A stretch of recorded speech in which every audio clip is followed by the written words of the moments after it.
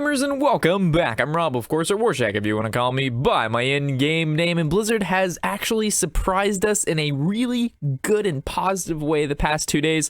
As we know, with the patch 7.1, they nerfed 2 cards and they changed ranked play around, so now there's floors. On top of that, the next day, they throw out this, a year of Mammoth proportions, which they talk about a lot of cool up-and-coming changes that will happen at the next standard rotation. So with that, we're going to talk about these changes, kind of why they did them, good or bad, and kind of what do I expect to happen towards the end. All right, I shouldn't say the end, but when these changes occur, kind of what are we looking at, right? So to start things off, they made a little video going over the set rotation. So for those of you who are unfamiliar with standard rotation and what happens, I really recommend you looking into that and actually understanding how the rotation works, why they're rotating cards, and what that means. Because I've heard a lot of people mention like, hey Rob, what does the rotation mean? Are they deleting the cards? No, the cards are going from standard mode into wild mode. Nothing is being deleted. So from there, first things that I want to cover, they made a note that Blizzard said they would keep the basic and classic cards in standard set, but unfortunately some of these standard cards that we see from the basic set show up in a lot of different decks. So we're talking they're found in aggro decks, they're found in mid-range decks, they're found in control decks. It's kind of like almost what we want to say an auto-include card, and that kind of makes deck building not so much fun when you have to always include a card into almost any deck you're wanting to build of a certain category, which kind of limits the amount of deck building you can do with whatever deck you're trying to build when you have cards that without them in the deck, it will just ultimately perform not as good as some other decks that may or may not have the card in there. So with that, the first card we're going to talk about is the Azure Drake. Their basic reasoning for removing this card from, I didn't say removing, but cycling this card out from standard and putting it into a kind of wild exclusive is the fact that it's, again, this particular card is just for a 5 mana slot, 4/4, draw a card and spell damage. It's viable to all kinds of decks. We see it in dragon decks, we see it in mid-range decks, we see it in aggressive decks. It's just found all over the board in all different spectrums, and it's kind of just like what beats a 5-drop Azure Drake in what it does for you, and there's not many cards. It shadows it over so much that no other, I don't want to say no other cards, but we might see a lot more play of other 5-drops if a card like Azure Drake isn't in standard, which is kind of why they're getting rid of it. They put a little like sneak, I don't want to say sneak peek, but a little kind of a description of to why they removed it, and it does make sense. The next one is Sylvanas Windrunner. I guess before we talk about each individual card and before you get really upset that these cards are rotating from standard to wild, they've actually gone ahead, and because they know that you're losing a lot, like let's say you just crafted Sylvanas, right, or Ragnaros for example, and you're like, wow, I crafted this card because you told me it would never leave standard. Good news is they're actually going to refund you the total dust cost of that card. So let's say you just crafted Sylvanas, she rotates into wild, you'll be granted 1600 dust when the standard mode cycles. So when you lose Sylvanas, you'll get rewarded with 1600 dust that you can then craft another legendary or whatever you'd like. And this is going to apply to every single one of these cards that's rotating. Not every card, just the cards that they've chosen to cycle into wild. And if you have a golden version, it's going to take the highest. So let's say you have 2 Sylvanas Windrunners, 1 golden, 1 non-golden. It's going to take the golden one and give you 3200 dust. Instead of 1600 if you have the golden one. So just keep that in mind, that you're not being rewarded, but you're not being hurt. I guess you are being rewarded. You're getting rewarded a lot. So before I see a lot of those comments saying, Rob, how could you do this? How could they do this? I've worked so hard and made so much dust and crafted my first legendary Rag or Sylvanas, and you've taken it away. You're actually going to get refunded for the dust cost and still keep the card, which means you can disenchant it again, which means you basically can get full refund and then the amount you get for a normal legendary disenchant, which is 400 if you choose to do so. So on a little side note, they've taken care of you guys for those of you who happen to have crafted these maybe recently. So Sylvanas, the reason they've decided again to remove this particular card is the fact that, again, for a 6-drop 5/5 Death Rattle, take control of an enemy random minion. It's kind of one of the strongest abilities in the game, right? The next thing I can think of this that does similar effects would be the Mind Control, which actually costs 10 mana and is in a pre-specific card. There's not very many abilities that have something as powerful as take control of a random enemy minion indefinitely. There's cards like, that take it for a turn, or maybe Mind Control tech that has a really high, like, your opponent has to have 4 or more cards, but in general, an effect like this should cost at a very high price, making this card very powerful. And it's kind of, again, for 6 mana, what gets you more value than Sylvanas, or put your opponent at a very awkward situation. Plus the fact that it's a Death Rattle, and it's going to synergize well with other Death Rattle cards like N'Zoth and those cards like that. It really stops them from being able to print other powerful Death Rattles when you already have Sylvanas. So them rotating out Sylvanas, like they mention here, is that we have exciting Death Rattle build arounds coming soon, and in combination with Sylvanas, they would be too powerful for standard. So it's kind of just like they want to make room for other cool Death Rattle mechanics, and if Sylvanas stays in the mix, it kind of ruins that. Makes sense. Until we can see, it's hard to say exactly, but it's a pretty good point in my opinion. Ragnaros. So this is one of those guys, again, similar to the Azure Drake, not that he's found in every deck, but for 8 mana, there's not really another contender for that slot, right? When you think of powerful 8-mana minion, you think of Rag. When you think of the legendaries they targeted basically with this, rotate out of standard and into wild, is every legendary that I've mentioned being some of the most powerful neutral legendaries in the game. When I told you guys which legendaries to craft, out of all the legendaries in the game, like which one should you go for first, Sylvanas and Rag were the number 1 and 2. It doesn't really matter which one because they're both really good, but those are kind of like just the go-to for the mana slot, and what they do, they're the best. So with that being said, and they either have 2 options, right? They're always going to print cards, and those cards will be shadowed by cards like Rag, or they can get rid of Rag, print other cards, and they're no longer, in Rag's shadow, or they just make more cards more powerful than Rag, which is basically just like a power creep, right? So I think them cycling them over to wild is a good thing. I think keeping cards constantly fluctuating in and out of, standard or wild is positive, because a card sitting in the game for over 3 years, it doesn't matter what the card is, it's going to get stale, it's going to get boring, people are going to find the best builds and auto includes, and it's just keeping things fresh is what's going to keep this game fun, keep everybody guessing, keep the meta fluctuating. Change is good. So change is good for card games, especially this one, which has been quite stale the past couple of months. But anyway, the next card is going to be Power Overwhelming. Blizzard has shown time and time again that they just don't like kind of like OTK decks, the one-turn kill decks, the decks that you're at 30 health, you think you're okay, the next turn you're not okay, you're dead. So unfortunately with those kinds of decks, very similar to the Worgen OTK that got nerfed, they you go from 30 health to none, you can't react to it, you can't stop it, it's gonna happen. And Power Overwhelming kind of grants that ability to Warlock, especially when it comes to duplicating cards or charge minions. So they've actually, of course, as we know, like the closest thing we have to the Warlock OTK is Leroy Jenkins, Power Overwhelming, Faceless Manipulator. Sometimes you can get 2 Power Overwhelmings out if you're, you play 2 of them, or your Dark Peddler grants you another Power Overwhelming. So I understand why they're taking this out. On top of that, there's been a lot of, for a while, there's been a lot of chatter of Power Overwhelming when Zoo Warlock was really popular a while back. Giving your 1/1 token card the ability for 1 mana to deal 4 damage, whether it be trading or killing a minion. So some at that point thought, well, why not give it, +4 -1 or something like that, so you can't put it onto tokens, and you have to actually put it onto a decent card because it's going to die at the end of the turn anyway. So the point of this card is to normally just throw away a really bad minion and make a trade you normally weren't supposed to make. But people actually started, like I mentioned, putting it into really high burst damage deck, and just getting Power Overwhelming or double Power Overwhelming with a charger and a manipulate is not fun. So again, kind of understood where they're going with the Power Overwhelming nerf. It makes sense, and again, there's the brief description. This next one though, this pick actually it shocked me. more than any of them, and that's Ice Lance. That's a card that's basically only seen play in Freeze Mage, and Freeze Mage isn't a very popular deck right now, and it's not very good.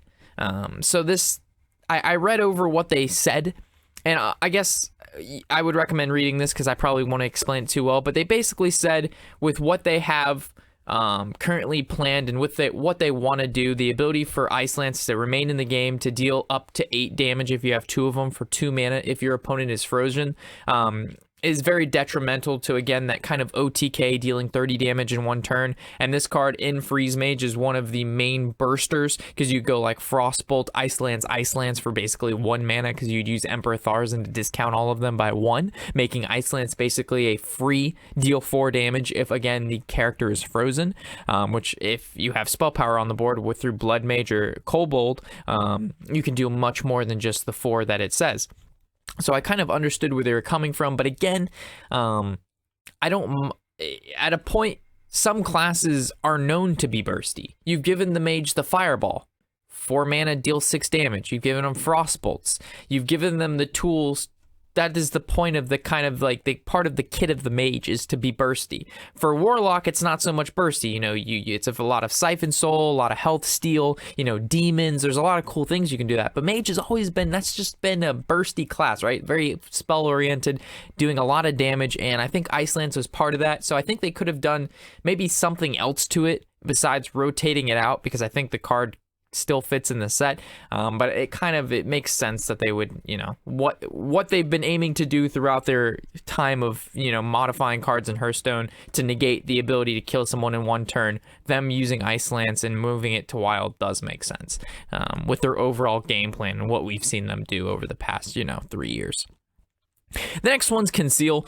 This was definitely no surprise to me. It was either they're gonna knock out Van Cleef or Questing Adventure, or knock out kind of what made those cards more powerful than they should be, which is Conceal. So again, this is part of them nerfing cards that makes it so your opponent cannot react to your opponent's board. Blizzard wants either player to be able to react and kind of be able to hopefully deal with, if you have the correct deck or cards in your hand, to deal with what your opponent is playing, no matter how powerful it is. So as we know, if you're playing against a rogue, sometimes they could go like Auctioneer into, you know, a big ass board, a board that does, you know, 20 plus damage in 1 turn. They conceal it, which means you can't target it at all with any cards, with creatures, with spells, unless you have AoE like Twisting Nether or Flame Strike. But what happens if you're not playing a Warlock? Like, you just instantly lose when your opponent plays Conceal because you don't play an archetype that has mass AoE like a Twisting Nether. That doesn't feel good. So the mechanic of concealing minions and having your opponent unable to target them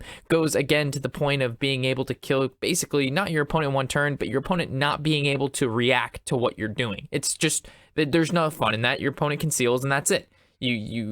There's not a single card in your class that can stop it, which means no matter what you would have done, you would have lost, other than playing a different archetype and deck with, hopefully so happens you play that one particular card that kills it and you just so happen to have it in your hand. Like, that's not fun. So them kind of, again, cycling Conceal into the wild format does make sense. It makes it so, you know, when they make that 12/12 Van Cleef on turn 3, you can actually target and use Hex on it. You can't just get it concealed and then you're taking 12 to 24 damage within the next 2 turns because it's invisible and you can't target it. So I know that was a little bit longer of a rant, but I felt like this card over a lot, people are gonna maybe stir up the pot and make a big deal about, because they're like, Conceal was a huge part of Rogue. Rogues are supposed to be stealthy. There's a difference between, you know, a card being a 5/5 and its ability giving it stealth when it kills a minion, which is still stealthy and kind of gives the class an identity, rather than paying 1 mana to make your board invincible, basically.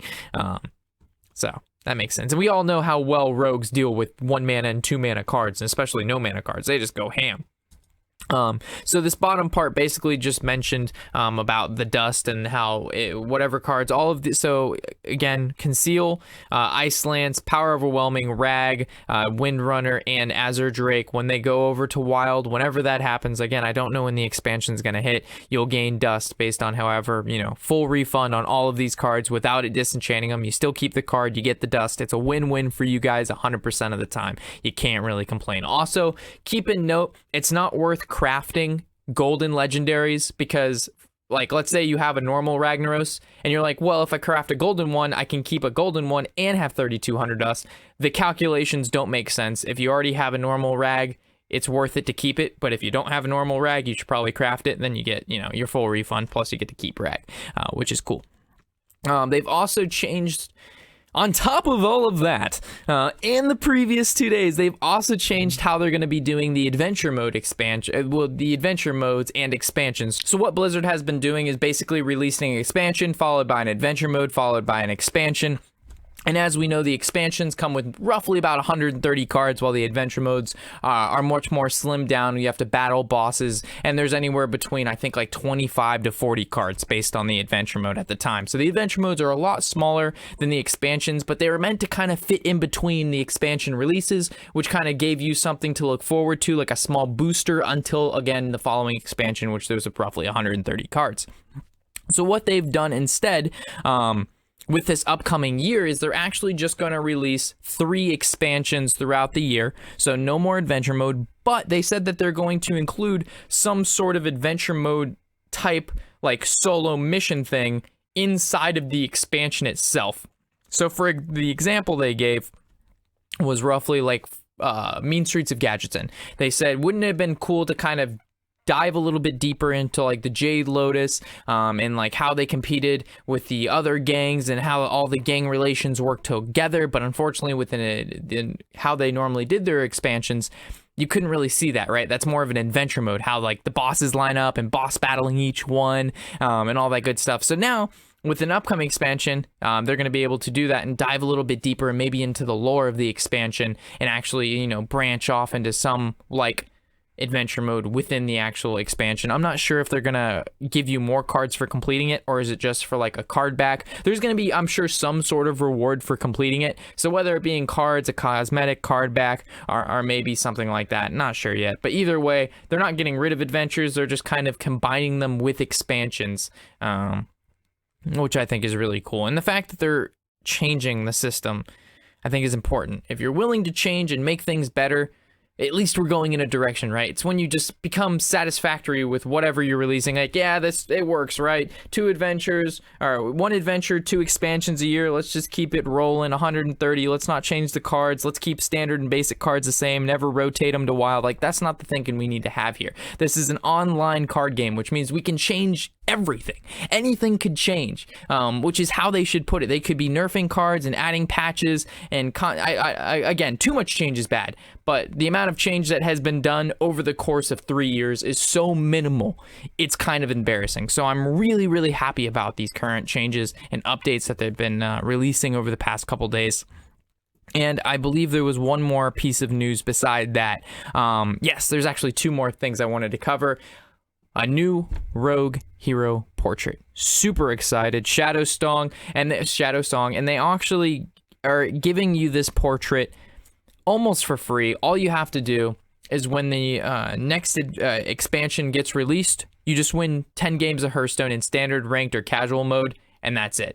There's no buying, there's no playing WoW, there's no doing this. You don't have to jump through a whole bunch of hoops with Twitch. It is merely, you play Hearthstone, 10 games, you don't even have to win, and you get the hero portrait, which I think is super cool and something they didn't have to do, and they did it anyway. So that's really nice of them to be able to basically give everybody the hero portrait for free, because I know some of the previous hero portraits, from experience, there were a lot of hoops to jump through to get it, which was really, really silly on their behalf. They shouldn't make you jump through 50 hoops to get a hero portrait. It should be painless, in my opinion.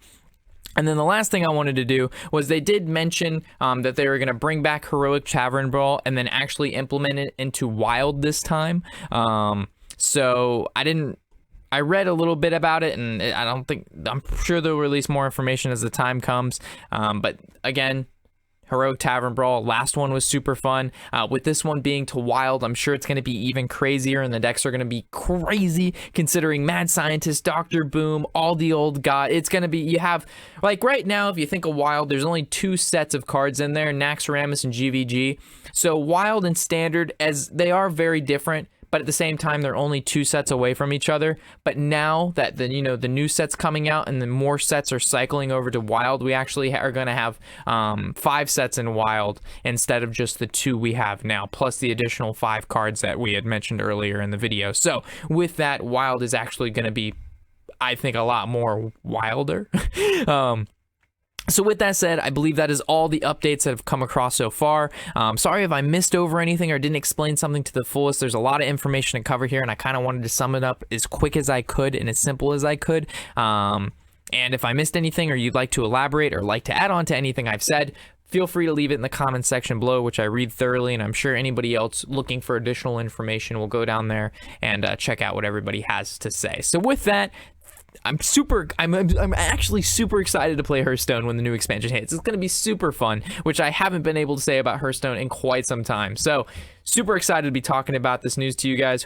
Super excited to be breaking it down. As you can tell, I'm excited. I am looking forward to the Hearthstone grind once again.